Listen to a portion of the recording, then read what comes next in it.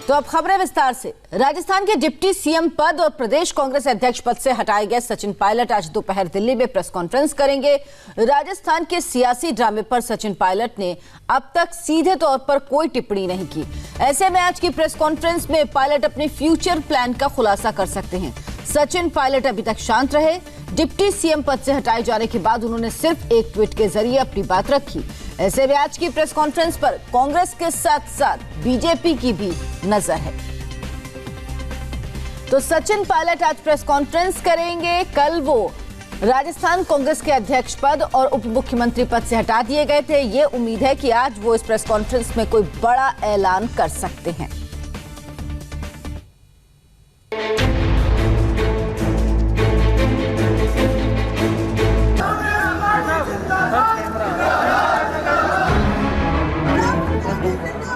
राजस्थान के सियासी ड्रामे में मुख्यमंत्री अशोक गहलोत ने भले ही ये साबित कर दिया हो कि राजस्थान की सियासत के वो असली जादूगर हैं, लेकिन इसके बावजूद सियासी ड्रामे का अंत अभी नहीं हुआ है।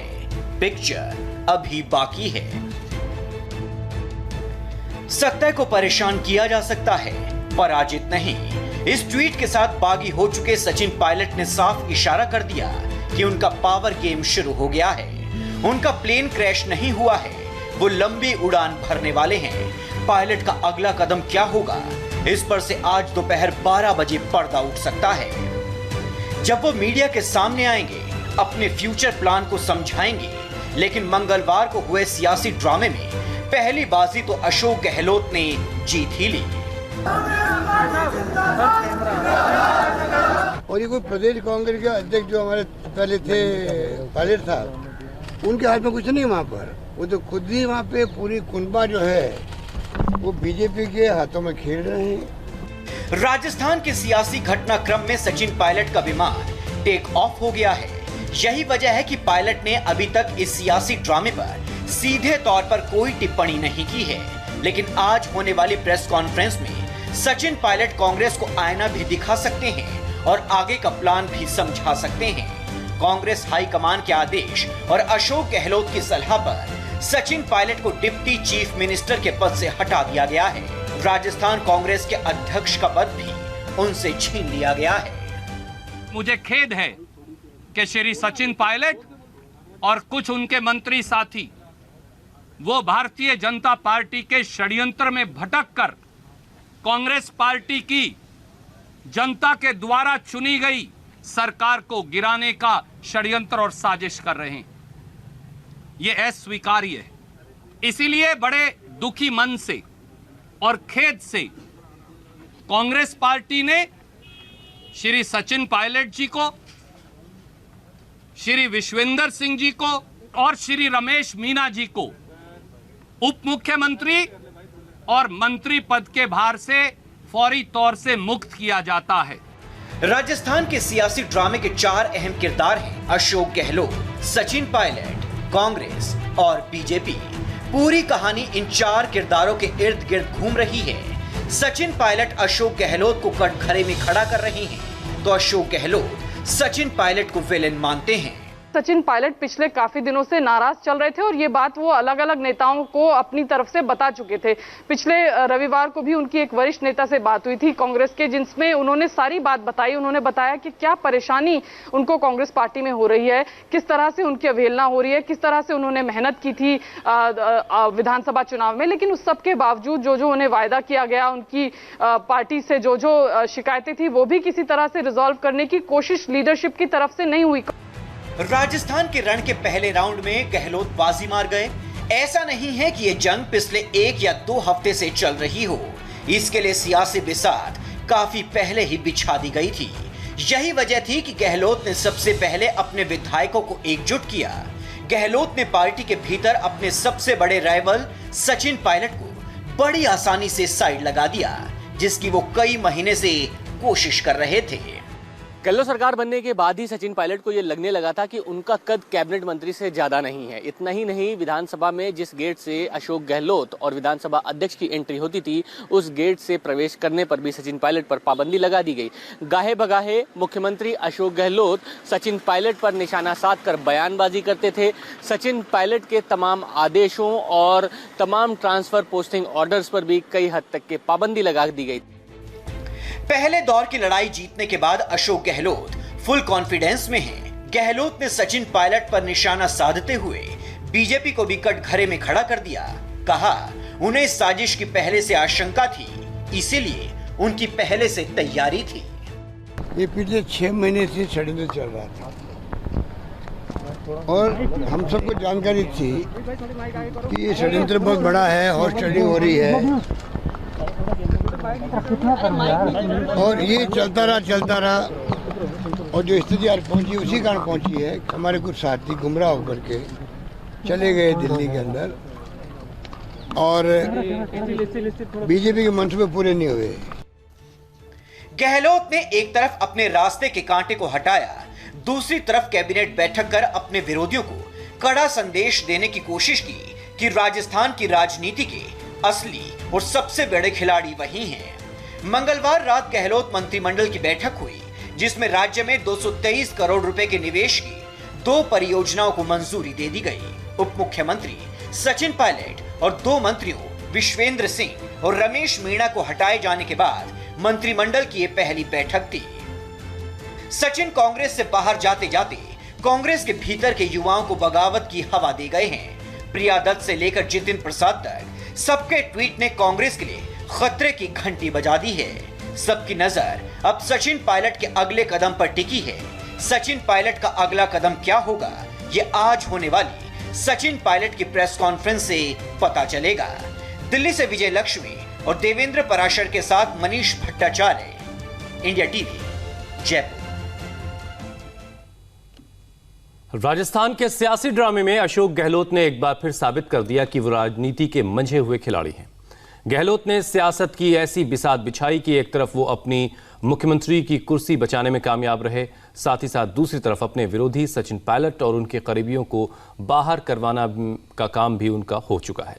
इतना ही नहीं, पायलट को हटाए जाने के तुरंत बाद कैबिनेट बैठक का ये इशारा भी कर दिया कि राज्य की बागडोर पूरी मजबूती के साथ उन्हीं के हाथ में है।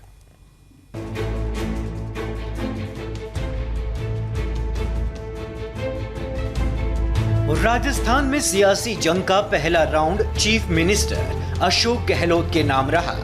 जैसे संकेत अशोक गहलोत ने दिए, ठीक उसी तरह का नतीजा भी रहा। गहलोत मजबूत पोजीशन में थे, आला कमान का भरोसा था। यही वजह रही कि राजस्थान के रण में अनुभवी अशोक गहलोत युवा सचिन पायलट पर भारी पड़ गए। पार्टी आला कमान ने अशोक गहलोत की हर बात पर भरोसा किया, जिससे गहलोत मुख्यमंत्री की कुर्सी भी बचाने में सफल हो गए और रास्ते के कांटे डिप्टी सीएम सचिन पायलट को हटाने में भी कामयाब रहे। 4 प्रमुख निर्णय अभी सूचित किए। ये आपके सामने बताते हुए खुशी है कि भाई गोविंद डोटासरा जी ये नए पीसीसी के अध्यक्ष नियुक्त किए गए हैं कांग्रेस अध्यक्ष द्वारा, और साथ ही साथ हमारे दूसरे भाई गणेश घोगरा जी ये यूथ कांग्रेस के अध्यक्ष नियुक्त किए गए।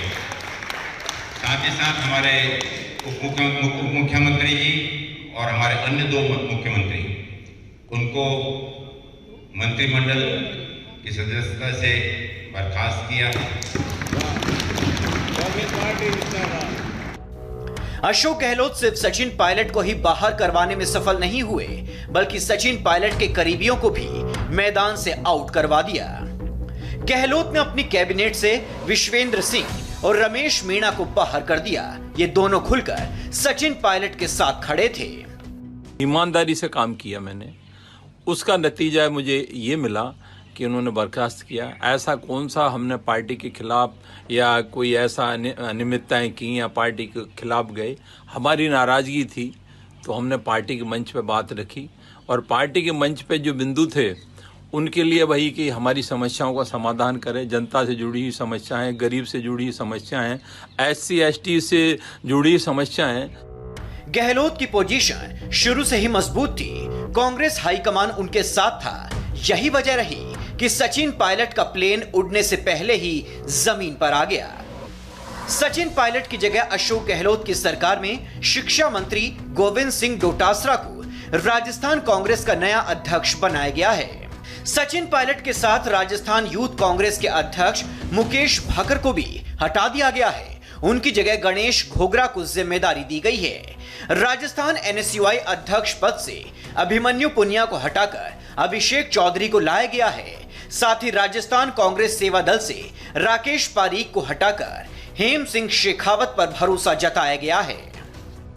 राजस्थान की सियासत ने ऐसी करवट ली कि जो गोविंद सिंह डोटासरा कुछ घंटे पहले तक शिक्षा मंत्री थे, वो अब राजस्थान कांग्रेस के नए अध्यक्ष बन चुके हैं। सचिन पायलट की नेम प्लेट की जगह अब उनकी नेम प्लेट लगी हुई है।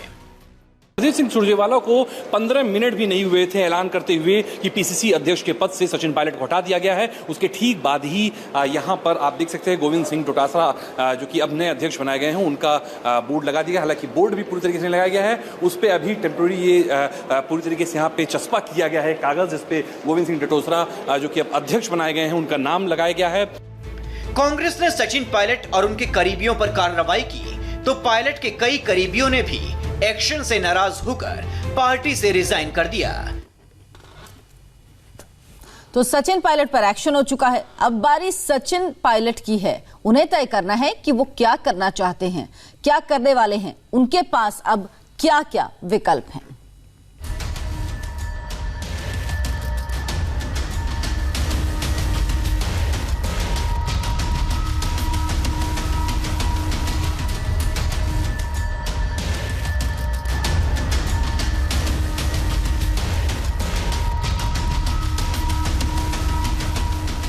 सचिन पायलट के साथ जो कुछ हुआ उसका अंदेशा उन्हें पहले से ही हो रहा होगा। कांग्रेस के एक्शन के बाद सचिन पायलट का प्लेन टेक ऑफ कर गया है, यानी उड़ान भर चुका है। अब इसकी इमरजेंसी लैंडिंग होगी या क्रैश लैंडिंग या फिर सेफ लैंडिंग, इसका आज पता चल सकता है जब वो मीडिया के सामने आएंगे और अपनी बात रखेंगे। हालांकि एक्शन होने के बाद पायलट ने ट्वीट कर अपनी बात बता दी थी। सवाल है कि अब सचिन पायलट क्या करेंगे, उनका अगला कदम क्या होगा, उनके पास क्या ऑप्शंस हैं, क्या वो बीजेपी में शामिल होंगे, क्या कांग्रेस में रहकर वो अपनी स्थिति मजबूत करने की कोशिश करेंगे या फिर उनका कुछ और ही फ्यूचर प्लान है। सचिन पायलट के सामने सबसे आसान विकल्प यही है कि वो कांग्रेस में बने रहें और अपनी स्थिति को मजबूत करें। इसमें उन्हें पार्टी के युवा नेताओं का साथ मिल सकता है। कांग्रेस के अंदर जितिन प्रसाद, प्रिया दत्त, दीपेंद्र हुड्डा और मिलिंद देवड़ा जैसे कई युवा नेता हैं जो पायलट के साथ हो रहे बर्ताव से खुश नहीं दिख रहे हैं। इन नेताओं ने पायलट के समर्थन में कुछ ट्वीट्स भी किए हैं। प्रिया दत्त ने ट्वीट करते हुए लिखा, एक और दोस्त ने पार्टी छोड़ दी। सचिन और ज्योतिरादित्य दोनों सहकर्मी अच्छे दोस्त थे। दुर्भाग्यवश पार्टी ने दोनों क्षमतावान युवा नेताओं को खो दिया। मैं नहीं मानती कि महत्वाकांक्षी होना गलत है। इन लोगों ने मुश्किल वक्त में बहुत मेहनत से काम किया है।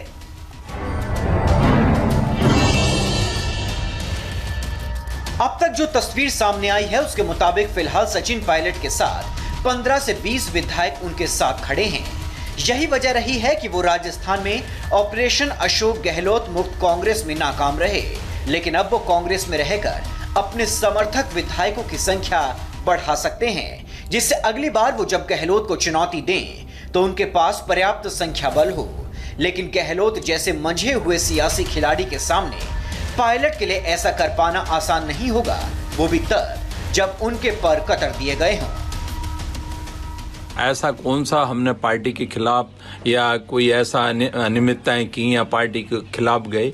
हमारी नाराजगी थी तो हमने पार्टी के मंच पे बात रखी और पार्टी के मंच पे जो बिंदु थे उनके लिए वही कि हमारी समस्याओं का समाधान करें। जनता से जुड़ी हुई समस्याएं, गरीब से जुड़ी हुई समस्याएं, SC ST से जुड़ी समस्याएं। सचिन पायलट के सामने एक और विकल्प ये है कि वो कांग्रेस छोड़कर अलग पार्टी या संगठन बनाए। पायलट का राजस्थान में मीणा और गुर्जर समुदाय में अच्छा जनाधार है। जानकार बताते हैं कि फिलहाल सचिन पायलट सबसे ज्यादा इसी विकल्प पर विचार कर रहे हैं। राजस्थान में करीब 30 ऐसी सीटें हैं जहां पर सचिन पायलट का प्रभाव है। गुर्जर बहुल सीटों पर तो पायलट अपने उम्मीदवार को जिता भी सकते हैं। मुस्लिम जनसंख्या और अनुसूचित जनजाति की मीणा सीटों पर भी पायलट का असर है, क्योंकि गुर्जर बहुल इलाकों में मुस्लिम और मीणा जनसंख्या अच्छी खासी है। इसके अलावा उनके पास दीपेंद्र सिंह जैसे राजपूत और विश्वेंद्र सिंह जैसे जाट नेता हैं जो संगठन को बड़ा करने में योगदान दे सकते हैं। सचिन पायलट के सामने ये वो विकल्प है जिसके बारे में गहलोत समेत कांग्रेस के कई नेता पायलट पर आरोप लगा रहे हैं। इस विकल्प को अपनाते हुए सचिन पायलट अपने समर्थकों के साथ बीजेपी में शामिल हो सकते हैं। हाँ, इसके बाद उनके खिलाफ पार्टी विरोधी कार्रवाई करने के आरोप में कांग्रेस उन्हें सिंधिया की तरह पार्टी से बाहर का रास्ता दिखा सकती है। ऐसे में उन्हें और उनके समर्थकों को दोबारा चुनाव लड़ना पड़ेगा। लेकिन इस विकल्प को अपनाने में एक परेशानी है। परेशानी ये कि पायलट के साथ कई ऐसे नेता भी हैं जो बीजेपी में शामिल नहीं होना चाहते हैं। इनमें हिमाराम चौधरी, दीपेंद्र सिंह और मास्टर भंवरलाल शर्मा जैसे नेता बीजेपी में नहीं जाना चाहते हैं। 70 पार कर चुके इन नेताओं का मानना है कि जिंदगी भर कांग्रेस में रहने के बाद अब आखिरी चुनाव में बीजेपी में जाकर क्या करेंगे। इसके अलावा इनको अपनी अगली पीढ़ी के भविष्य की भी चिंता है। सवाल है कि आखिर कांग्रेस की सीनियर लीडरशिप वक्त रहते अपने नेताओं से बातचीत क्यों नहीं करती? क्यों ज्योतिरादित्य सिंधिया या सचिन पायलट जैसे दिग्गज युवा नेताओं को बगावत पर उतारू होना पड़ता है? क्यों उन्हें कांग्रेस के बाहर अपने विकल्प तलाशने पड़ते हैं? कांग्रेस के साथ दिक्कत यह है कि जब बिल्कुल चीजें एकदम कोलैप्स होने के कगार पे आती हैं, तभी सीनियर लीडरशिप या सो कॉल्ड जो शीर्ष नेतृत्व है कांग्रेस पार्टी का, वो एक्शन में दिखता है। उससे पहले नेता कहते रहते हैं कि वो परेशान हैं, उनको ये दिक्कत है, ओल्ड गार्ड काम नहीं करने दे रहा है, जहां तक यंग गार्ड की बात है। लेकिन जब तक चीजें एकदम कोलैप्स करने के स्टेज पर नहीं आ जाती हैं, जब तक चीजें एकदम टूटकर बिखर नहीं जाती हैं, तब तक शीर्ष नेतृत्व जो है वो कहीं भी एक्शन में नजर नहीं आता है। सचिन पायलट से डिप्टी सीएम और राजस्थान कांग्रेस के अध्यक्ष का पद छीन लिया गया है और इससे कांग्रेस पार्टी में भी भारी नाराजगी है। कांग्रेस के कई युवा नेताओं ने सचिन पायलट पर हुई कार्रवाई पर नाराजगी भी जाहिर की है। वहाँ पे पूरी कुनबा जो है वो बीजेपी के हाथों में खेल रहे हैं। कोई शिकायत उनकी नहीं करी हाईकमान को, इनको हटाओ। उसके बावजूद भी उनका जो रवैया रहा है 3 महीने से 6 महीने से, आप देखते आ बैल मुरे मार। राजनीति में शब्दों के तीर कितने घातक होते हैं, इसे मुख्यमंत्री अशोक गहलोत के इस बयान से समझा जा सकता है।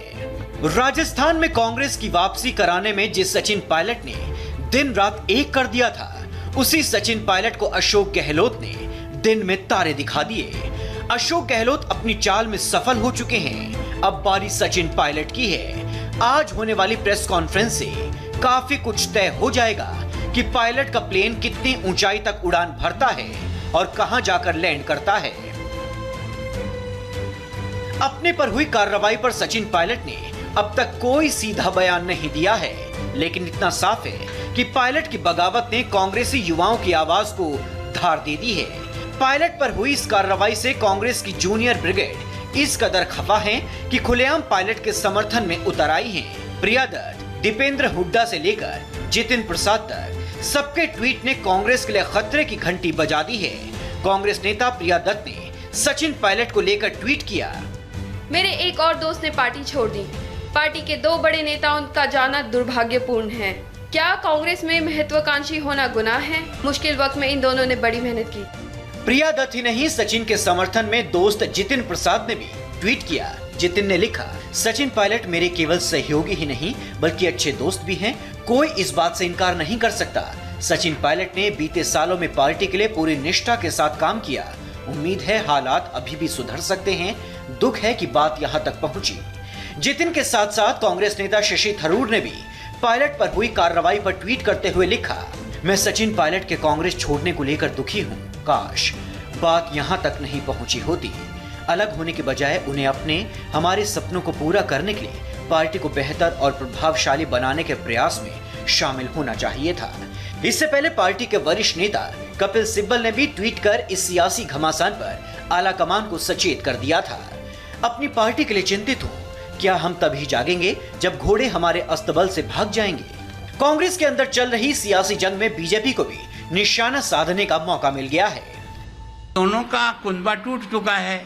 अब इस कुंबे के बाद में किसका पास क्या है क्या नहीं है, कितनी किसके पास शक्ति है, इसका धीरे धीरे प्रकटीकरण होगा और उसका सही प्रकटीकरण तो विधानसभा में होगा। उसके बाद ही आगे की सारी रणनीति बनेगी। मैं कहूंगी कि कांग्रेस बहुत अभागी पार्टी है, जिसने ऐसे हीरे को गंवा दिया अपनी गलती से, उसका इतना अपमान किया, उसका परिणाम निकला। मैं कहूंगी कि कांग्रेस बहुत ही अभागी पार्टी है। कांग्रेस को राजस्थान में सत्ता का स्वाद चखाने में सचिन पायलट ने कितनी मेहनत की थी, इसको कांग्रेस का एक एक कार्यकर्ता जानता है।